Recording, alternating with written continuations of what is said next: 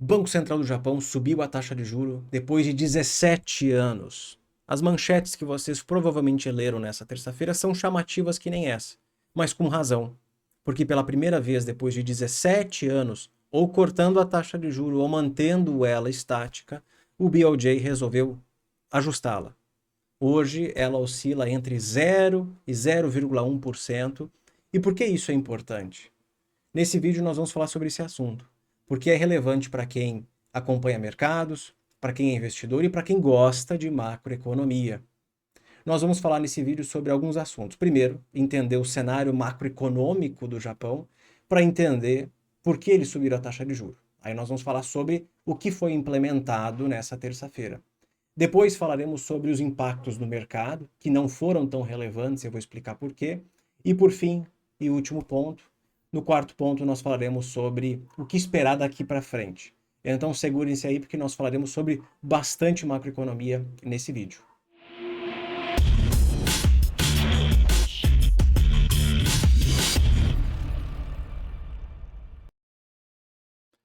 Se você está assistindo esse vídeo é porque se interessa por macro, então peço para vocês deixarem um like nesse vídeo, inscreva-se no canal, porque hoje falaremos sobre Japão. Eu sei que o assunto aqui do canal normalmente é Estados Unidos, China, Brasil, mas o Japão tem algo interessante acontecendo lá, que é inflação. Ah, mas inflação é um assunto que, Igor, todo mundo já está careca de entender, porque desde 2021 a inflação no mundo ela subiu, então os bancos centrais reagiram a isso, subindo a taxa de juros. Eu já entendi a lógica. Tudo bem, mas por que depois de tanto tempo, agora, somente agora, o BOJ está subindo a taxa de juros? É isso que nós vamos falar. Em março, no caso hoje, para quem está assistindo nessa terça-feira, finalmente o BOJ, que é o Bank of Japan, Banco Central do Japão, elevou a taxa de juros depois de 17 anos e depois de 8 anos mantendo ela em nível negativo. Desde 2016, a taxa de juros japonesa é de 0,1% negativo. Na verdade, ela pode oscilar entre menos 0,1% e 0%. A mudança, ela acontece por um motivo muito simples. Finalmente, o Japão está vivendo inflação. Eu lembro de em 2021 para 22 escrever no Twitter: pessoal, até o Japão está com inflação. Nessa época, bancos centrais diziam que a inflação era transitória, né? E eu já dizia, olha, cuidado que até o Japão está com inflação. Sendo que faz muito tempo que eles não tinham um core CPI muito alto ou acima da meta do Banco Central. Pois bem, até o Japão estava com inflação e continua com uma inflação que é puxada pelos salários. O crescimento dos salários está fomentando essa inflação, algo que aconteceu também nos Estados Unidos em 2022 e fez o Fed subir bastante a taxa de juros.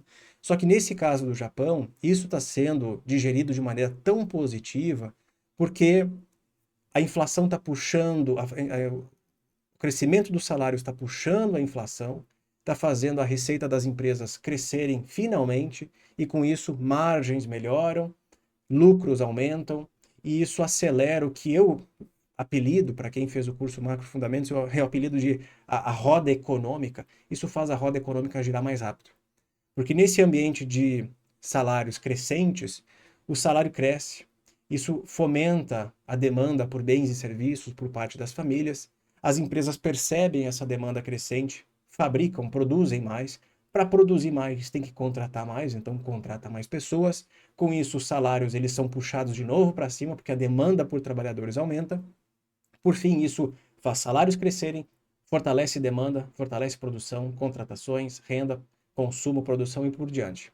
Então é um ciclo vicioso, inclusive essa foi a expressão utilizada pelo Banco Central japonês nessa terça-feira, é um ciclo vicioso, tá aqui ó, entre preços e wages. Wage é salário, é renda. Então a renda vai acelerando a inflação vai acelerando a renda também. Então com isso você tem crescimento econômico, tem mais demanda por bens e serviços. É um sinal de que a economia japonesa finalmente está conseguindo respirar depois de tantos anos com a inflação tão baixa e com taxa de juro extremamente baixa e expansionista, né? Isso é muito positivo porque gera um ambiente de crescimento, de inflação mais alta. Não é que eu sou defensor da inflação, tem pessoas que vão comentar dizendo, o cara acha então que inflação é excelente, assim como Venezuela e Argentina. Não é assim. Essa aqui seria uma inflação benéfica para a sociedade, porque faz salários crescerem, as empresas elas têm receita crescente, elas lucram mais. Isso é uma das explicações do porquê o Nikkei, a bolsa japonesa, renovou as máximas de 1980 e poucos. A máxima é de 35 anos. Então, só para vocês entenderem o que eles fizeram, o cenário finalmente é inflacionário no Japão. Para quem não entende de política monetária, quando o Banco Central corta a taxa de juro e começa a imprimir dinheiro e comprar títulos no mercado, ele faz isso para gerar dois efeitos. O primeiro efeito é crescimento econômico e inflação.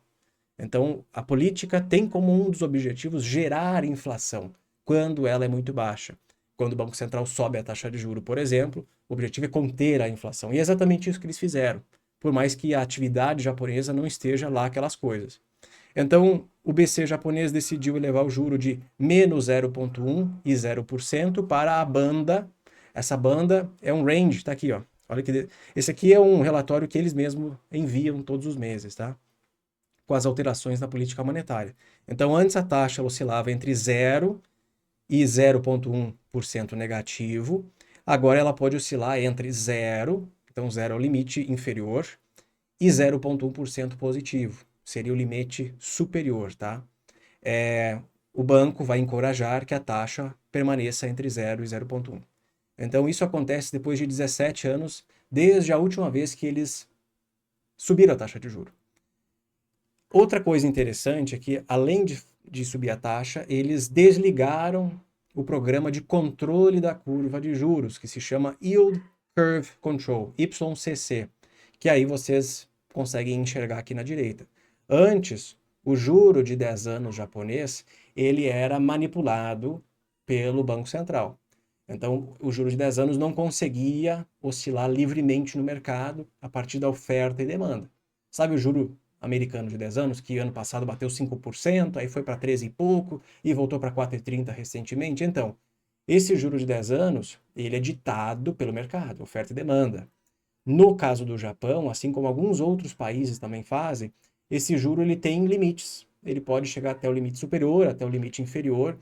A partir do momento que ele ultrapassa os limites, o Banco Central vai lá e implementa uma política monetária específica, comprando ou vendendo títulos no mercado. Então ele ajusta o equilíbrio entre os títulos no mercado. A partir de hoje, o juro de 10 anos está livre, igual um passarinho, para poder voar para onde ele quiser, sem o Banco Central precisar implementar essas políticas. É claro que ele disse para a gente, isso é muito importante, que caso o juro longo japonês ele suba rapidamente, eles vão implementar de novo essas políticas. Então é assim, a jaulinha do passarinho está aberta, mas eu tô de olho no passarinho, tá? Então qualquer coisa ele tem que voltar para casa. Mais ou menos isso para vocês entenderem de maneira bem simples, tá? Outra coisa que acabou de acontecer nessa última reunião, eles também desligaram outro programa chamado compra de ativos no mercado. Esse aqui vai deixar muita gente impressionada, porque até ontem o Banco Central japonês ele comprava ETFs. Ele comprava ETFs da bolsa japonesa. Ele também comprava REITs, que são equivalente a fundo imobiliário nos Estados Unidos, tá? Os REITs são fundos imobiliários do mercado específico, nesse caso aqui é Japão, tá? Não é Estados Unidos, que investe no setor imobiliário, né? Então, o próprio Banco Central, ele era comprador dos ativos. Então, parte da alta, da valorização do Nikkei tem a ver com a compra dos ativos pelo próprio Banco Central. Eles desligaram esse programa, até porque hoje o Bank of Japan, ele tem dentro do seu balanço patrimonial 60% de todos os ativos listados em ETFs. Cara, isso aqui para mim é impressionante. São quase meio trilhão de dólares em ativos dentro do balanço patrimonial do BOJ, que são ativos de renda variável, não é renda fixa. É literalmente renda variável. São ETFs, são REITs. E isso representa muita coisa. Eles são donos de 60% do mercado. Enfim, aqui embaixo vocês conseguem ver esse valor total, certo? Desde 2015 comprando massivamente. Isso aqui é o que nós chamamos de uma política monetária ultra, mega, hiper expansionista. Usem da maneira que vocês quiserem. Ultra expansionista, mega expansionista, porque hoje o valor contábil dos ativos dentro do balanço é essa barrinha laranja, e os ganhos não realizados ou prejuízos não realizados é essa barrinha aqui cinza, tá? Então o banco comprou um monte de ativos no mercado e está ganhando dinheiro. Então ele está ganhando dinheiro com isso. É como se ele tivesse feito um dollar cost average, para quem entende o que isso significa, que é comprar ativos, né, comprar ações, criptos, sei lá, seja lá o que for, enquanto o preço está caindo. Eventualmente, quando o mercado vira, você vai ganhar dinheiro em todas essas pequenas compras realizadas semanalmente, mensalmente. Então, isso que aconteceu nessa madrugada é muito relevante. Eles subiram a taxa de juro, eles não praticam mais o controle da curva de juros e não compram mais ETFs e REITs no mercado. Ó, o banco vai descontinuar essas compras, tá? O que isso significa para você que é investidor e está me acompanhando? Num primeiro momento, a reação do mercado foi quase nula. Eu achava, quando eu recebi a notificação de que haviam elevado a taxa de juro, eu achava que o iene automaticamente ia se valorizar. Esse assunto, o Japão vai subir a taxa de juros, eu escuto desde a metade do ano passado. Então, todo mês eu escuto isso, eu já desconsiderava essa hipótese. Tá, o dia que subirem eu vou acompanhar o assunto. Subiram finalmente. A reação do mercado foi bastante pequena, na minha opinião. Isso porque o que eles fizeram foi um dovish hike. Hike significa subir a taxa. Cut é cortar, hike é subir. Dovish é o tipo de comunicação que foi utilizada. Então, eles subiram a taxa e foram extremamente dovish. Isso é, estamos subindo a taxa, mas, caso necessário, nós imprimiremos dinheiro novamente, vamos intervir na curva de juros, aquela história toda. Então, tem que ter muito cuidado com só resumir essa política monetária como, nós subimos a taxa automaticamente. Não, é bem mais complexo do que isso. Tem toda a questão da comunicação aqui do Banco Central. E outra, os caras subiram a taxa em 0,1%. Vamos lembrar desse pequeno e bem pequeno detalhe. A taxa não saiu de 0 para 0,5 ou de 0 para 1%, ela subiu 0,1, é praticamente nada. O que nós podemos concluir é que, de fato, este foi o último banco central do mundo a ter uma taxa negativa. Agora não existe mais ninguém. Essa janela de juro negativo acabou, jovens. Acabou, pelo menos por enquanto. Então este foi o último BC a elevar o juro, tirá-lo de zero, e agora nós vamos entender nas próximas semanas como o mercado vai digerir essa nova informação. Em termos de impacto no mercado, eu gosto de olhar para o diferencial da taxa de juro, que é o IRD, Interest Rate Differential. Para quem acompanha moedas, para quem gosta desse assunto, é preciso entender sobre taxa de juros e o impacto disso no câmbio. Então, eu recomendo para vocês conhecerem melhor o Macro Fundamentos, que é o meu treinamento sobre macroeconomia. Embora nós começamos falando sobre micro, depois para macro, aqui dentro, vamos lá, taxa de inflação, taxa de juro, taxa de câmbio e moedas, interest rate differentials e o iene japonês. Inclusive, esse assunto aqui, iene, Japão, é o assunto da aula prática número 39 sobre taxa de câmbio e moedas, tá? Para quem quiser comprar o curso, tem 25% de desconto para quem utilizar o cupom que está aqui embaixo. O código do cupom é macroeconomia, mas clicando no link aqui embaixo, você vai direto para o carrinho e vai ter 25% de desconto, tá? Ele é aplicado automaticamente. Mas dá uma olhadinha aqui no conteúdo, que eu acho que vocês vão gostar da proposta. É para você dominar a macroeconomia. Eu não acho que isso exista aqui no Brasil nesse formato. É bastante completo. E por fim, eu adicionei novos módulos, né, que é o 9, 10, 11 e 12, sobre política monetária, jovem. Então vamos lá. Política monetária expansionista e contracionista, as ferramentas do Banco Central. Eu sei que essa aula aqui está disponível gratuitamente aqui no YouTube. Vou deixar até aqui em cima um código para vocês. Código não, um link para vocês assistirem essa aula. As ferramentas do Banco Central. Aí assiste lá no finzinho da aula, eu falo sobre Open Market Operations. Essas operações são feitas para o Banco Central comprar e vender títulos no mercado, que é o que eu mostrei mais cedo, que ele fazia no Japão ao controlar a curva de juros. Então tá aí uma dica para vocês. Tá, vamos voltar. Vamos ao que importa. Eu quero mostrar para vocês o gráfico do título de 10 anos do Japão e também do iene japonês. Porque nesse gráfico da direita, o que eu quero mostrar para vocês é que o Interest Rate Differential, ele nos mostra a diferença de taxa de juro entre os dois países. Dá para calcular isso de várias maneiras, é super simples, é só uma taxa menos a outra. Dá para fazer isso com a taxa definida pelo Banco Central, que é a taxa de um ano contra um ano, que é essa área em azul. Ou dá para fazer com os juros mais longos, 2 anos, 5 anos, 10 anos, que aí você tem uma questão de expectativa do mercado, que os juros de 10 anos, ou de qualquer ano, exceto um ano, ele varia a depender das expectativas do mercado, oferta, demanda, porque não é controlado diretamente pelo Banco Central, né? A taxa de um ano é dita pelo Banco Central e ninguém pode fazer nada em relação a isso. Então, olhando para a diferença de taxa de juros de um ano, a diferença caiu de 5,6 para 5,5 entre Estados Unidos e Japão. O juro americano hoje é de quanto? 5,5, né? Ele oscila entre 5,25 e 5,5. O juro japonês era menos 1, então 5,5 menos 0,1 dava 5,6. Então a diferença era essa. Com o juro japonês agora zero, a diferença é 5,5, que é o juro americano. Vocês estão vendo essa diferença aqui na curva azul? Não. Está escondida atrás da linha laranja, mas praticamente vocês não enxergariam, tá? Isso ajuda a explicar as variações do câmbio da moeda. Em linha laranja, nós temos o USD-JPY, isso é, o dólar contra o iene japonês. Por isso que eu quero mostrar aqui, ó. Primeira coisa que vocês precisam entender sobre esse assunto, tá? Deixa eu aqui finalizar. Ok, jovenzinho, pronto. Ali. Primeira coisa que eu quero mostrar é esse controle da curva de juros que eles faziam. Isso aqui é o juro de 10 anos japonês. Então, desde 2016, quando o juro japonês foi para menos 0,1, eles implementaram esse controle da curva de juros, ok? De 2016 até 2018, o juro de 10 anos só podia oscilar entre 0,1% positivo e 0,1% negativo. A partir de 18, ele podia oscilar um pouquinho mais, 0,2 para cima, 0,2 para baixo. A partir de 21, 0,25 para cima, 0,25 para baixo. É essa área aqui, ó, ele podia ficar aqui dentro. Percebam que ele está sempre no limite. Está sempre no limite. Pelo menos aqui quando a inflação no mundo começou a subir.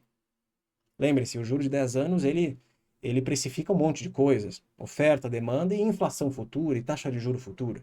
Se a inflação japonesa está subindo, é natural que a taxa de juros suba. E com isso, os juros mais longos subam também. Mas o Banco Central não deixa, amigo. Ele não está deixando subir. Então ele fica ali batendo na área superior.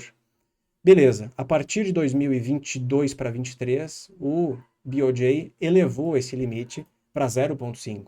E aí, de novo, o juro de 10 anos fica lá batendo no limite superior. E aí, essas linhas fora dessa área são intervenções realizadas pelo BOJ, tá? Aqui, 2023, finalmente abriram essa oscilação para uma área bem maior, o dobro, 1% positivo, 1% negativo, e a partir de hoje, como eu disse mais cedo, né, numa brincadeira, esse passarinho pode voar.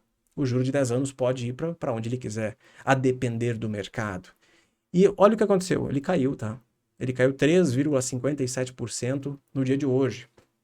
Na semana está caindo 6,67%, como vocês podem ver. Isso aqui é um gráfico semanal que ajuda muito a interpretar essas informações.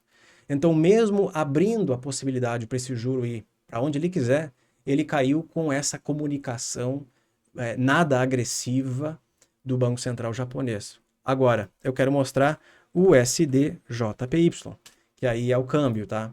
Olha aí, o iene japonês está se depreciando 1,16% contra o dólar nessa terça-feira. Está se depreciando 1,24% só nessa semana.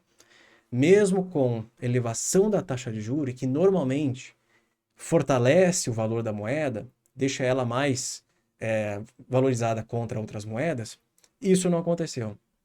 É porque ainda o mercado está digerindo a informação e outra, subiu apenas 0,1%. E como o próprio BOJ disse, estamos aqui ligados para intervir caso necessário.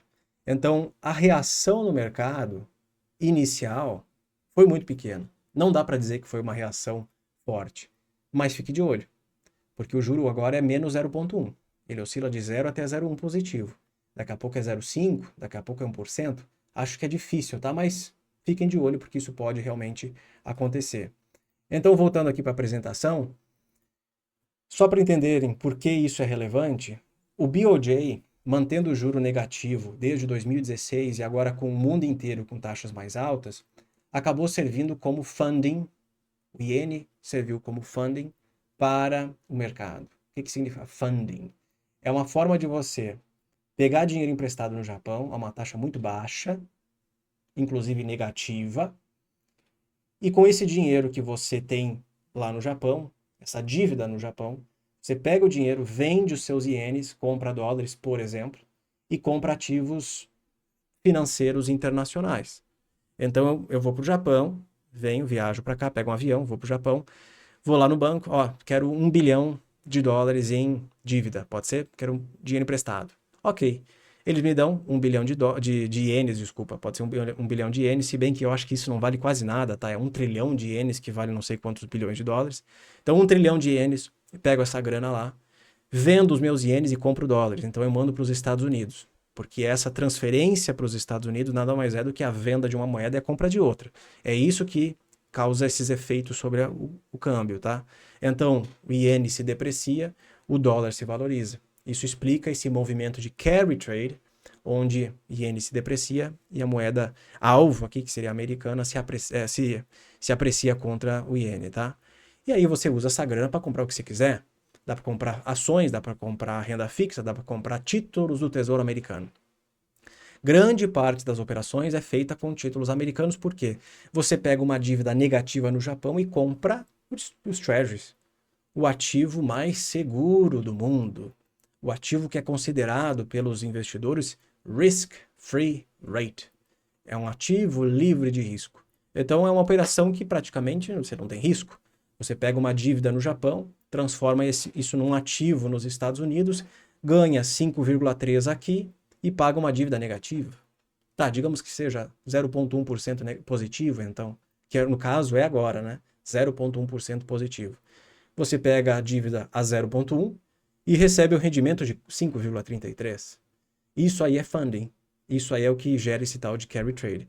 Então, essa operação permite tomar crédito num país e comprar ativos em outros países com retornos superiores. Isso era feito demais no Brasil, quando a nossa taxa estava em 13,75.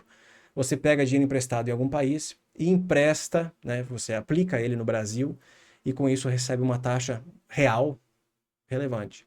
Lembre-se que o importante aqui é a taxa de juro real, tá? Eu coloquei a nominal na tela para vocês entenderem o exemplo.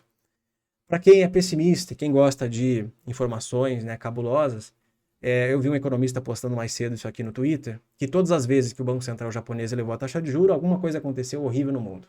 Então, lá em 88, com a inflação japonesa batendo níveis muito altos e a bolha especulativa, tanto no mercado imobiliário quanto no mercado acionário japonês, num nível excepcional, o Japão subiu a taxa de juros, isso explodiu o mercado japonês. Como vocês podem ver, olha a reação do BOJ na década seguinte.